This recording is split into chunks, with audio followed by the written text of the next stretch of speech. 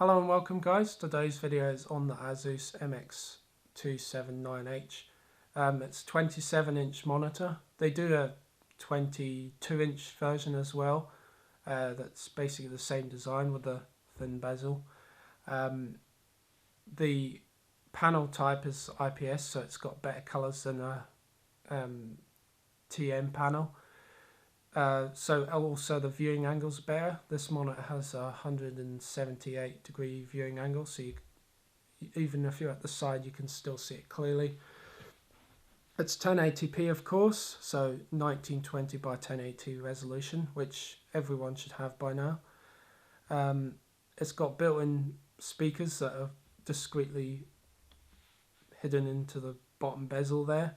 They've got 32mm drivers, and it's Asus's SyncMaster branding, and it's sort of supported by Bang & Olufsen. The pixels have a 5 millisecond response time, meaning that they go on and off in 5 milliseconds, so you don't get ghosting. The inputs are VGA, and there's 2 HDMI as well, so don't use the VGA because this is such a good monitor. Just use the HDMI. Also, there's an audio port for using the speakers, and a headphone port as well on the back, which is quite useless because you have to rummage around to plug it in, but still it's there. 60 Hz of course. One of my favourite things about this monitor is the design. The Asus are calling this their sundial base or something like that.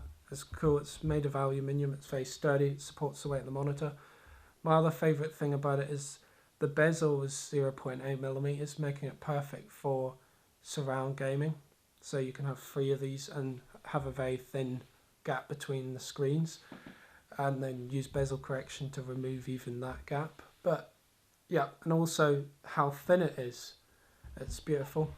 It's really good. I saw these on a few places and I really just decided I was going to get one. We are now looking at the back panel of the monitor.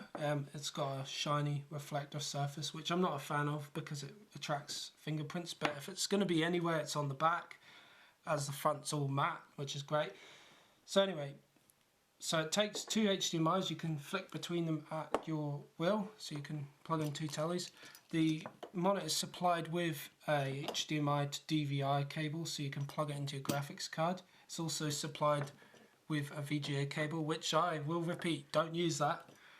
Also, it supplies a 3.5mm jack, so that you can plug in audio when you're using the VGA. Again, don't use it.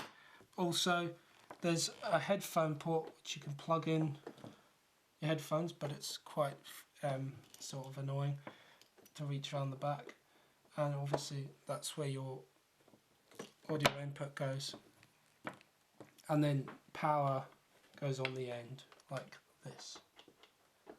There we go. My favourite thing about this monitor is the bezel is 0.8 centimeters.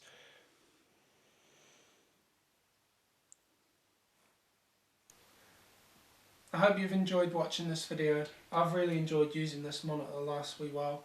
I highly recommend you actually get one if you've been considering getting one. And please comment and subscribe, and I'll see you next time.